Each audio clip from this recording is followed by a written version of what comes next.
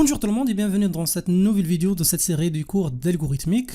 Aujourd'hui on va commencer un nouveau chapitre. Pour bien comprendre l'intérêt et l'importance de ce chapitre-là, on va commencer avec cette activité. On suppose qu'on a un professeur qui enseigne les étudiants. Donc on suppose qu'il enseigne uniquement 4 étudiants.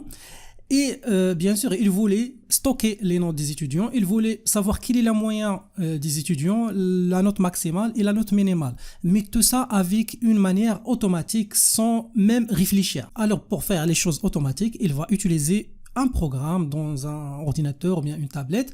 Alors le programme va demander à l'utilisateur d'abord de saisir les notes. Donc saisir la première note, voilà, saisir la deuxième note, saisir la troisième note et finalement saisir la dernière note. Donc ça c'est la première tâche, c'est le stockage des notes. Après on va voir la moyenne, le max et les min dans les exercices. Donc on s'intéresse au stockage. Donc, si on veut créer un algorithme qui permet de faire tout ça. Donc, l'algorithme, à l'aide de ce qu'on a vu dans les vidéos précédentes, contient les instructions suivantes. D'abord, on va déclarer 4 variables. Ce sont les 4 notes. N1, N2, N3, N4 des 4 étudiants. Et tout simplement, entre début et fin, ce qu'on va faire, c'est d'afficher à chaque fois un petit message à l'utilisateur, ou bien dans ce cas-là, à l'enseignant. Et l'enseignant va saisir la note, la première note, la deuxième note, la troisième et la quatrième. Donc, ça, c'est l'exemple avec 4 étudiants. Mais la réalité est une autre chose. On suppose que l'enseignant enseigne à l'université et on suppose qu'il enseigne la filière de chimie, ou bien de physique, ou bien de maths informatique. Alors là, on a plusieurs étudiants. Dans ce cas-là, on suppose que le nombre des étudiants, c'est 318 étudiants. On suppose que l'enseignant va utiliser le même programme, c'est-à-dire un programme qui permet de stocker les données. D'abord, puis après, on peut aller de ces données-là, calculer la somme, la moyenne, ainsi de suite. Alors là, il va saisir la première note de premier étudiant, la deuxième note, troisième, jusqu'à l'étudiant numéro 317. Et la note de dernier étudiant, c'est-à-dire l'étudiant numéro 318, c'est par exemple 2. Si on veut changer notre premier algorithme pour avoir la capacité de stocker les notes de tous les étudiants, alors on aura quelque chose comme ça. D'abord, on doit déclarer combien de variables? 318 variables. Et après, on va écrire ces deux instructions combien de fois? Aussi 318 fois pour récupérer ou bien pour d'abord afficher un petit message à l'utilisateur, après pour récupérer la valeur saisie par l'utilisateur ou bien dans ce cas l'enseignant. La même chose pour la deuxième note, troisième note jusqu'à la dernière note. Comme vous voyez, ça c'est une chose très difficile. Donc on ne fait pas comme ça dans l'algorithmique. Il y a une autre chose qu'on doit l'utiliser et bien sûr ça c'est l'objectif de notre cours d'aujourd'hui, c'est d'utiliser ce qu'on appelle les tableaux. Donc on va découvrir ensemble aujourd'hui l'intérêt des tableaux et comment l'utiliser dans l'algorithmique. Alors, pour faciliter les choses, il faut savoir 4 choses à propos des tableaux. Donc on va voir aujourd'hui. La première chose, comment déclarer un tableau. La deuxième chose, comment accéder à un élément dans un tableau. Comment afficher les éléments d'un tableau et comment, vers la fin, remplir un tableau. Alors, comment créer un tableau pour stocker par exemple les notes. Comment accéder à un élément. Par exemple, comment accéder à l'étudiant numéro 300 pour saisir sa note. Comment afficher les éléments, c'est-à-dire d'un seul coup, afficher toutes les notes des étudiants. Comment remplir un tableau, c'est-à-dire remplir dans un seul coup les notes de tous les étudiants. Alors, on va découvrir tout ça ensemble. D'abord, on commence avec la déclaration d'un tableau. Avant d'expliquer comment déclarer un tableau, donc je répète. Un tableau, c'est quoi un tableau en fait? Un tableau, c'est une seule variable. C'est une seule variable.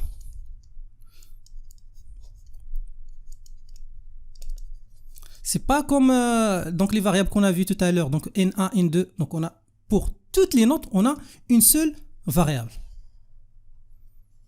OK?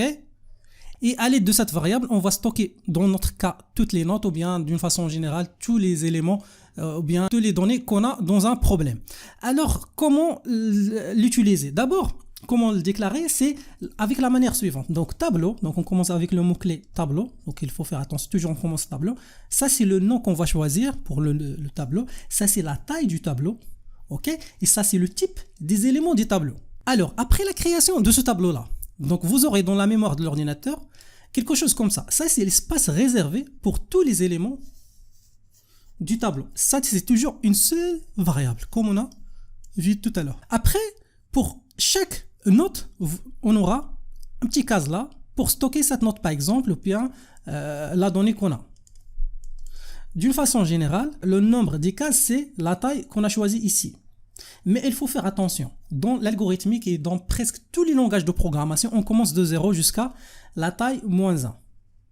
Qu'est-ce que ça veut dire la taille moins 1? Ça, c'est-à-dire, ça c'est l'indice de la première note, ça c'est l'indice de la deuxième note, ça c'est l'indice de troisième note et ça c'est l'indice de la dernière note.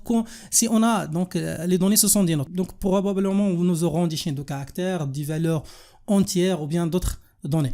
Je vous donne un exemple. Comment on peut créer un tableau ou bien comment déclarer un tableau de la variable, donc le nom de cette variable ou bien ce tableau-là, c'est le nom, c'est n, de l'algorithme note qu'on a vu tout à l'heure.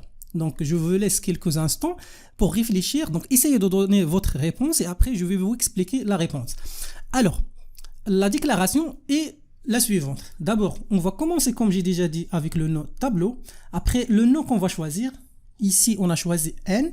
Ça, c'est la taille, c'est-à-dire combien de valeurs, combien de notes, combien de données on a dans cette variable-là. Donc, après, ça, c'est le type des données.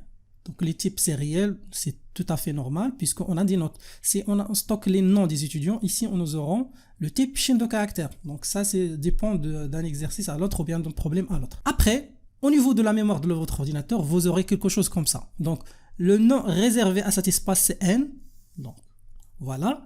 Et après, vous aurez les indices qui commencent de 0. Donc, toujours, on commence de 0, pas de 1. Il faut faire attention. Jusqu'à n-1 ou bien jusqu'à la taille moins 1. Dans ce cas, la taille moins 1, c'est-à-dire 318 moins 1, ça va donner 317.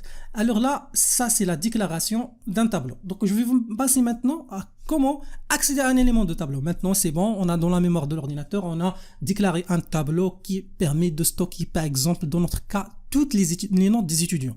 Maintenant, comment je peux, par exemple, affecter la note 18 à l'étudiant numéro 2? Accéder aussi permet d'effectuer la lecture, c'est-à-dire laisser l'utilisateur la possibilité pour saisir la note de l'étudiant, par exemple, numéro 308 ou bien d'une façon générale de l'indice numéro I. Après aussi, comment utiliser l'écriture pour afficher la valeur d'un indice ou bien d'un élément du tableau. Alors, je vais vous donner donc la syntaxe de chaque instruction. D'abord, je vais commencer par l'affectation. Donc, pour l'affectation, c'est très simple. Donc, toujours, ça c'est le nom du tableau qu'on a choisi. L'indice, donc ça c'est la manière comment effectuer l'affectation. Donc, pour différencier un élément d'un autre élément dans un tableau, c'est avec l'indice. Par exemple, l'indice 1, c'est pas l'indice numéro 2. C'est-à-dire, si on a l'exemple de la note, donc l'indice, par exemple, de l'étudiant numéro 4, c'est pas l'indice de l'étudiant numéro 5. Et après, la valeur qu'on a choisie pour l'affectation. Après, pour lire, c'est-à-dire demander à l'utilisateur de saisir quelque chose, ou bien laisser l'utilisateur de saisir quelque chose à l'aide du clavier, donc on utilise l'instruction lire, entre deux parenthèses, le nom du tableau et après toujours l'indice. Donc il faut faire attention. Les deux choses qu'on a ici, qui se répètent toujours, c'est le nom du tableau, ou bien le nom de la variable, et entre deux parenthèses, l'indice qui permet, ou bien qui sert à différencier entre les éléments du tableau. Pour l'affichage, donc c'est très simple, la même chose, écrire entre deux parenthèses, vous pouvez ajouter quelque chose ici de texte, et pour afficher la valeur de cet élément, donc toujours le nom du variable, entre deux parenthèses, l'indice. Probablement, vous allez trouver dans d'autres cours de programmation l'utilisation des crochets. Donc, au lieu des parenthèses, des crochets. Donc, pour moi, dans ce cours-là, j'ai utilisé les parenthèses. Donc, si vous avez un autre cours avec un autre prof qui utilise les crochets, donc, essayez de respecter la syntaxe de ce prof-là. Après, on va donner un exemple. Donc, je vous donne une petite question. Essayez d'affecter la note 12 à l'étudiant numéro 1. C'est-à-dire, essayez d'écrire l'instruction qui permet de faire cette opération. Donc, je vous donne la réponse. Alors, on a le tableau de tout à l'heure de le nom de ce tableau c'est n et la taille de ce tableau là c'est 318. Alors pour affecter à l'étudiant numéro 1 la note 12, qu'est-ce que ça veut dire l'étudiant numéro 1? C'est-à-dire le premier étudiant de la liste. Alors le premier étudiant de la liste, c'est cette case là. Il faut faire attention, l'étudiant numéro 1, l'indice de cet étudiant c'est 0. Il faut faire attention, c'est pas 1. Ok, puisqu'on commence de 0. Alors, comment affecter la note 12 à l'étudiant numéro 1? C'est tout simplement à l'aide de cette instruction. N, entre deux parenthèses, l'indice de cet étudiant, c'est-à-dire 0. Et après, donc flèche orientée à gauche, la note 12. Et comme ça, on a affecté la note 12 à l'étudiant numéro 0. Alors, après, on a une petite question, une autre question. À l'aide de l'utilisation de l'instruction de la lecture, donc essayez d'affecter la note à l'étudiant numéro 3. C'est-à-dire on va laisser à l'utilisateur la possibilité de choisir n'importe quelle note pour l'étudiant numéro 3. Alors la réponse est la suivante. Donc l'étudiant numéro 3, c'est-à-dire l'étudiant avec l'indice 2. Ok, donc il faut faire attention toujours. Donc pour faciliter les choses, donc on utilise l'indice 3 moins 1. Donc c'est ce qui va donner l'indice numéro 2. Alors pour laisser l'utilisateur la possibilité, on va choisir cette instruction, c'est-à-dire lire. Le nom du tableau dans ce cas-là c'est N et l'indice c'est 2. Donc tout simplement, vous pouvez utiliser l'instruction suivante, lire entre deux parenthèses N, entre deux parenthèses 2, et après l'utilisateur, il va choisir n'importe quelle note. On suppose qu'il a choisi la note 9,5. Maintenant, on passe à une autre question. À l'aide maintenant de l'affichage, essayez d'afficher la note de la dernière, ou bien du dernier étudiant de la liste. C'est-à-dire cette note-là. Ok, donc à l'aide de l'écriture, c'est-à-dire cette instruction-là. Alors la réponse est la suivante. Donc ça c'est l'indice de cet étudiant-là, c'est 317. Alors pour l'affichage, c'est avec l'instruction suivante, écrire entre deux parenthèses le nom du tableau, entre deux parenthèses l'indice de cet élément, c'est-à-dire 317. Et voilà, donc ça c'est comment accéder aux éléments du tableau. Donc jusqu'à maintenant on a vu comment créer un tableau, après on a vu comment accéder aux éléments du tableau à l'aide des différentes instructions, de la lecture, d'écriture et aussi de l'affectation. Maintenant, je vais résumer tout ça. D'abord, je vais résumer qu'est-ce qu'un tableau. Donc, si vous aurez dans un concours, quelle est la définition d'un tableau? Bah, tout simplement, un tableau, c'est une suite d'éléments de même type. Une suite d'éléments de même type. Par exemple, les notes des étudiants. Donc, on a une suite des éléments, des notes de même type, c'est-à-dire le type, dans ce cas-là, c'est réel. Donc, il utilise plusieurs cases de mémoire à l'aide d'un seul nom. Donc, comme j'ai déjà dit, on a juste un seul nom pour toute cette série ou bien cette suite des éléments. Comme toutes les cases portent le même nom, donc on a au niveau de notre mémoire, toutes les cases portent le même nom, par exemple le N. Alors, comment différencier une case de l'autre? C'est à l'aide de ce qu'on a vu tout à l'heure, c'est les indices. Ok? Donc, il se différencie par un indice. Maintenant, je passe à la deuxième chose, comment déclarer un tableau. Donc, on a vu tout à l'heure comment déclarer un tableau. On commence avec le mot-clé tableau, le nom qu'on va choisir, la taille du tableau et le type du tableau. Deux points, le type. Un exemple, on va déclarer un tableau T composé de 5 éléments entiers. Donc, je vais laisser quelques moments pour réfléchir et après, je vous donne la solution. Alors, la solution est la suivante. Tableau. Le nom c'est T, la taille c'est 5, le type c'est entier. Le tableau après la déclaration ou bien la création se représente dans la mémoire de l'ordinateur comme suit. Alors vous aurez donc cet espace là avec 10 cases de 0, 1, 2, 3, 4. On commence de 0 jusqu'à, dans ce cas là, n, la taille, moins 1, c'est-à-dire 5 moins 1, ça va donner 4. Après, donc ça c'est la déclaration. Donc ça c'est comme j'ai déjà dit, ça c'est le nom du tableau. Ça c'est l'indice de l'élément numéro 3. Donc toujours, donc il faut faire attention aux indices puisqu'on commence de 0. Maintenant, on passe à comment remplir un tableau. D'abord, je vais vous donner comment remplir un tableau d'une façon classique, c'est-à-dire élément par élément. Et après, je vais vous expliquer comment remplir un tableau avec un seul coup. Alors pour le remplissage, donc il y a plusieurs choses. Pour l'affectation, c'est le nom du tableau, entre deux parenthèses l'indice ou bien l'élément et après la valeur qu'on va choisir. Par exemple, on va affecter des valeurs au tableau T qu'on a vu tout à l'heure. Donc le tableau T qu'on a vu tout à l'heure se compose de 5 éléments. Donc voilà, donc 5 éléments. L'élément numéro 1, 2, 3, 4 et 5. Alors, donc le premier élément, c'est l'indice, c'est 0. Ça, c'est 1, 2, 3, 4. Alors, pour la valeur du premier élément, c'est 6.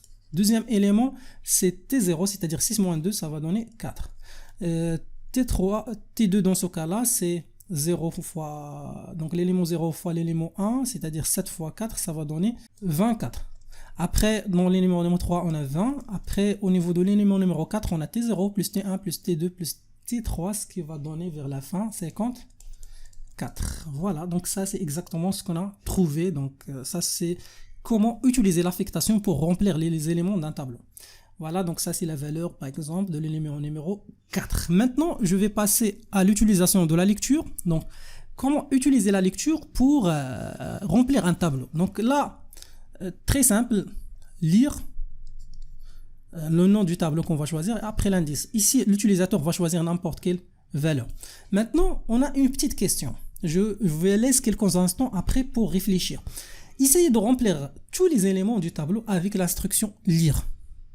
Alors, est-ce qu'il y a un moyen pour remplir tous les éléments du tableau à l'aide de l'instruction lire? Probablement, vous allez proposer la solution suivante. Donc, lire, par exemple, tableau de T, 0. Après, lire, tableau de T, 1. Après, lire, tableau de T, 2. Après, lire, tableau de T, 3. Après, lire, tableau de T, 4. Vous allez imaginer si vous avez un tableau qui contient les noms des étudiants. C'est-à-dire jusqu'à... Donc vous allez faire ça jusqu'à T, par exemple, dans ce cas, dans le cas de tout à l'heure, 317. Donc ça, c'est quelque chose de très très difficile. Alors, la solution qu'on va utiliser, bien sûr, ce qu'on a vu dans les vidéos précédentes, c'est d'utiliser les boucles, puisqu'on a quelque chose qui se répète, et la seule différence, c'est, à chaque fois, c'est quoi? C'est l'indice. Ok, donc, alors, on va utiliser une boucle. Donc, la boucle va commencer de i avec l'indice 0, jusqu'à, donc, de l'élément numéro 0, bien, de l'indice 0, jusqu'à l'élément, le dernier élément, dans notre cas, t, donc, contient de la taille 5, c'est-à-dire que le dernier élément possède l'indice 4. Le passé 1, et à chaque fois, on fait quoi? Lire entre deux parenthèses i. Alors, vous aurez, dans ce cas-là, les éléments de... Donc, après l'exécution de ce tableau, donc désolé pour donc, le problème d'affichage. Donc, vous aurez au niveau de votre écran la possibilité de saisir la note de l'étudiant 0, ou bien dans ce cas-là, numéro avec l'indice 0, c'est le numéro 1, l'étudiant numéro 1, l'étudiant numéro 2, c'est-à-dire l'indice 1, l'indice 2, l'indice 3 et l'indice 4, avec seulement 3 lignes de instructions, bien de code. Si vous avez, comme j'ai déjà dit, 317 étudiants, vous aurez besoin juste d'utiliser 3 lignes de code, au lieu de, ici, 317 instructions, bien lignes de code. Alors, ça c'est la manière qu'on utilise généralement pour remplir tous les éléments d'un tableau. Essayez toujours d'utiliser une boucle avec l'instruction lire et après l'utilisateur va choisir les valeurs qu'il souhaite. Maintenant, on va passer à l'affichage. Donc, pour afficher une valeur dans un tableau, c'est très simple. Écrire, donc pour affichage des valeurs sur l'écran, après le nom du tableau comme toujours, par exemple N. Après, si vous voulez afficher la note de l'étudiant numéro 2, donc écrire T entre deux parenthèses, l'étudiant numéro 2, c'est-à-dire avec l'indice 1, c'est 1.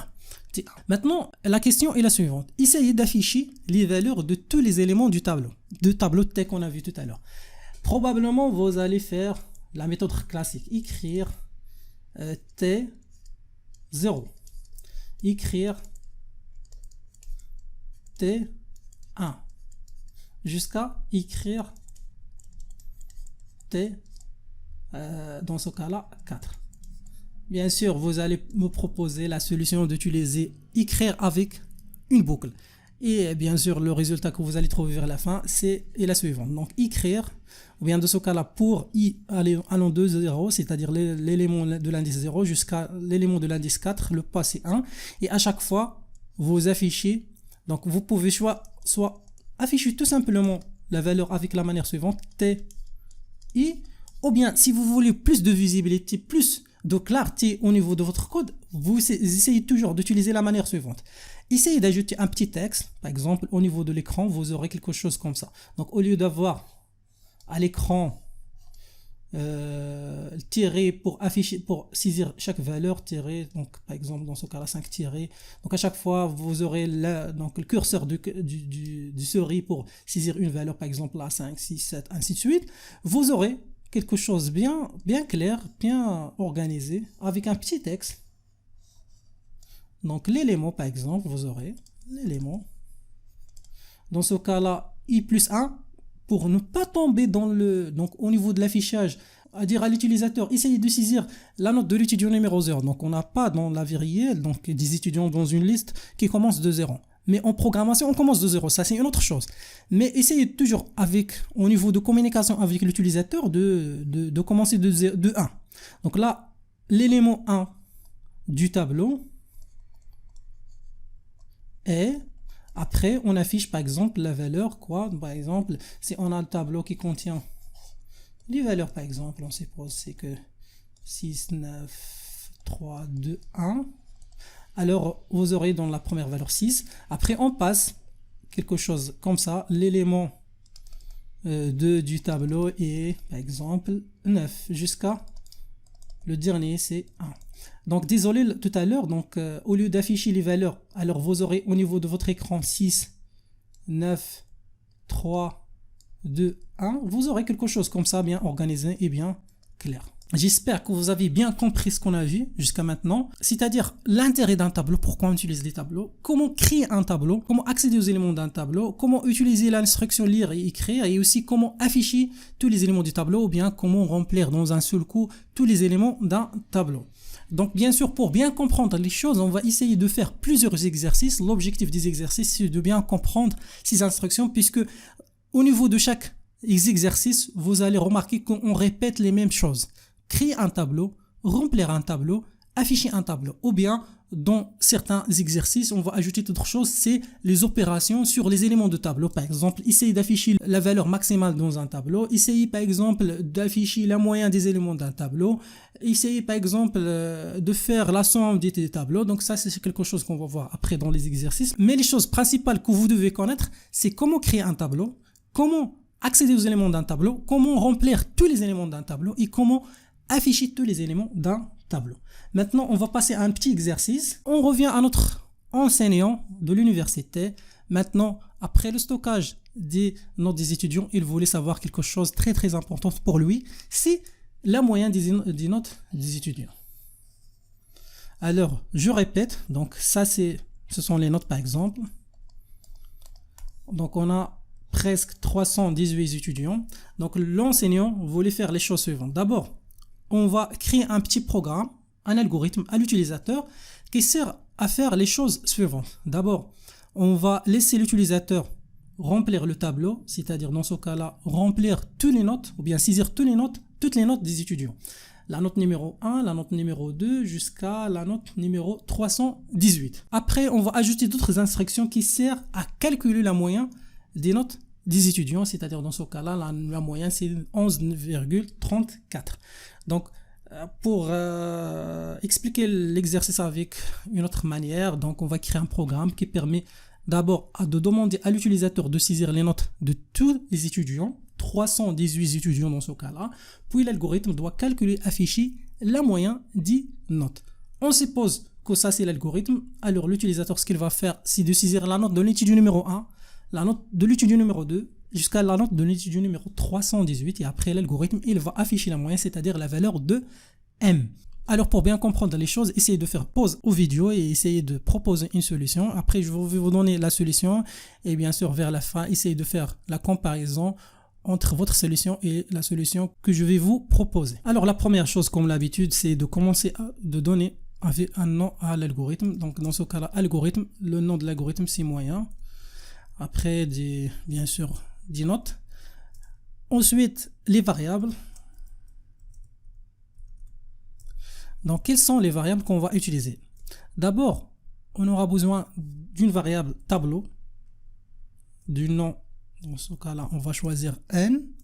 Donc, on commence avec le mot-clé tableau, puis donc la valeur ou bien le nom de ce tableau-là, dans ce cas-là, c'est n. Et après, le nombre des éléments dans ce tableau, c'est 318 éléments. Voilà. Après, ce qu'on va faire, c'est de donner le type des éléments des tableaux. Dans ce cas-là, on a dit note, alors le type c'est réel. Ensuite, on va déclarer une variable m. Puis je vais ajouter au fur et à mesure les autres variables. Donc je reviens après aux variables. Maintenant, on va commencer notre algorithme. D'abord, on va essayer de récupérer tous les éléments du tableau. Donc pour récupérer 318 notes des étudiants, on va utiliser quoi? Une boucle, tout simplement. Alors la boucle, on va commencer de i. Donc on a utilisé là l'indice i, ou bien une autre variable g, ou bien k, ou bien n'importe quelle variable. Alors ce qu'il faut faire, c'est de déclarer la variable i. Alors là, je reviens ici. Donc i, le type de i, c'est dans ce cas-là, c'est entier, puisque c'est l'indice. Donc commence de 0 jusqu'à 317. C'est l'indice alors de type entier. Alors il va commencer dans ce cas-là, de 0 à, dans ce cas-là, c'est 317. Avec le passé 1. Donc l'élément numéro 0, l'élément numéro 1, l'élément numéro 3, toujours du tableau. Le passé 1, après on va ajouter faire. Donc je vais juste fermer la boucle et puis continuer les instructions. Alors là, donc l'instruction qu'on va utiliser, c'est d'abord d'afficher un petit message. Le message qu'on a vu tout à l'heure au niveau de l'explication. Donc pour afficher le même message, on va utiliser l'instruction écrire entre deux parenthèses. Alors la première chose, on va écrire quelque chose comme ça, donner. On va demander à l'utilisateur de donner la note. Donc ici de l'étudiant. Quoi? L'étudiant numéro, dans ce cas-là. Alors, pour avoir l'étudiant numéro 1, 2, 3 d'une façon dynamique, ce qu'il faut faire, c'est d'utiliser tout simplement la variable i. Donc là, virgule i. Mais il faut faire attention. Si on utilise i, donc on va afficher à l'utilisateur, donner la note de l'étudiant numéro 0. Mais en réalité, on n'a pas dans la liste un étudiant avec le numéro 0. Alors, pour dépasser ce problème, on fait i plus 1, puisque au niveau de programmation, au niveau de l'algorithmique, on commence de 0, mais dans la vie réelle, on commence de 1. Après, virgule, donc on peut ajouter 2 points par exemple, ici, et voilà. Donc ça, c'est la première chose. Maintenant, on continue. Ce qu'on va faire maintenant, donc on a affiché le petit message. Maintenant il faut récupérer la valeur saisie par l'utilisateur. Pour le récupérer, donc on utilise lire entre deux parenthèses n, dans ce cas là, désolé, n i. On a expliqué l'intérêt de tout ça. Donc lire avec cette manière là permet de récupérer tous les éléments du tableau, donc dans la même boucle. Dans la même boucle, on affiche un petit message et on récupère la valeur de premier élément, deuxième, ainsi de suite. Alors après, l'objectif numéro 2, c'est de calculer maintenant la somme. Après la récupération, bien le remplissage du tableau, donc ce qu'on avait jusqu'à maintenant, c'est créer un tableau, remplir les éléments d'un tableau. Maintenant, l'étape suivante, c'est effectuer les calculs, ou bien le traitement. Alors pour calculer la moyenne, la première chose, ce qu'il faut faire, c'est de faire quoi? C'est de calculer quoi? La première chose, de calculer la somme. Alors, on va ajouter une nouvelle variable là, S, c'est la somme. Donc au début, la somme c'est 0, ok, donc puisque 0 ne change rien dans la somme. Après, ce qu'on va faire, c'est d'aller d'un élément à l'autre du tableau, donc n par exemple 0, n1, n2, n3 jusqu'à n317, et à chaque fois on récupère la valeur de cet élément et on l'ajoute à la valeur S avec la même chose, avec la même boucle. Donc là, je vais juste supprimer ces deux instructions. Alors, donc, on a ici une boucle qui va aller, ou bien qui va parcourir tous les éléments du tableau. Alors, ce qu'il faut faire à chaque itération, donc ça c'est une itération. L'itération numéro 1, l'itération numéro 2, c'est-à-dire la répétition. L'itération, c'est la répétition. La répétition numéro 1, 2, 3, jusqu'à la dernière itération, ou bien la répétition. À chaque fois, on récupère la valeur d'un élément, on l'ajoute à la valeur de S et on l'affecte ça à S pour avoir une nouvelle valeur. Donc à chaque fois, on récupère donc là la valeur de, dans ce cas-là, N, I. J'espère que vous avez bien compris ça. Donc, je répète. Donc, d'abord, il faut déclarer une variable S qui va contenir vers la fin la somme de tous les éléments. Après, on va utiliser une boucle qui va aller ou bien qui va parcourir tous les éléments du tableau. Donc, de N0, N1, N2, N3 jusqu'à N317. À chaque fois, on récupère la valeur de cet élément, on l'ajoute à S et on modifie S. Et après, vers la fin, vous aurez au niveau de S la somme de tous les éléments du tableau. Ce qu'il faut faire vers la fin, c'est d'abord calculer la moyenne. Donc la moyenne, tout simplement, c'est la valeur de S sur la taille du tableau. Sur la taille, il faut faire attention, c'est 318. La taille, c'est 318, c'est pas 317.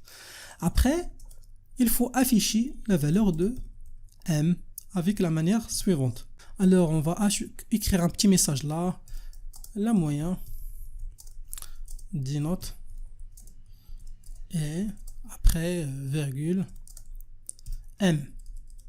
Maintenant, vous aurez dans la variable M la moyenne de tous les étudiants de ce professeur-là et après, vous aurez la possibilité d'afficher cette valeur sur l'écran avec ce petit message là. Et voilà, donc ça c'est la solution de l'exercice qu'on a vu. Donc il faut garder à la tête les choses suivantes. D'abord, au niveau du tableau, il faut savoir comment créer un tableau. Il faut savoir comment récupérer les valeurs d'un tableau, ou bien afficher les valeurs d'un tableau, ou bien saisir les valeurs d'un tableau. Toujours à l'aide d'une boucle, pour faciliter les choses. Alors là, on a vu comment faire ça avec la boucle pour l'instruction écrire et lire, donc au niveau de chaque élément du tableau. Et après, vers la fin, il faut savoir comment effectuer du calcul sur les éléments du tableau. Donc ça, c'est un exemple comment calculer la somme. Et vers la fin, on a affiché la valeur désirée dans ce cas-là. C'est la valeur de M, c'est-à-dire la moyenne des notes des étudiants. Et voilà, ça c'est la fin de cette vidéo où on a vu comment créer un tableau, comment accéder aux éléments d'un tableau et comment afficher les éléments d'un tableau.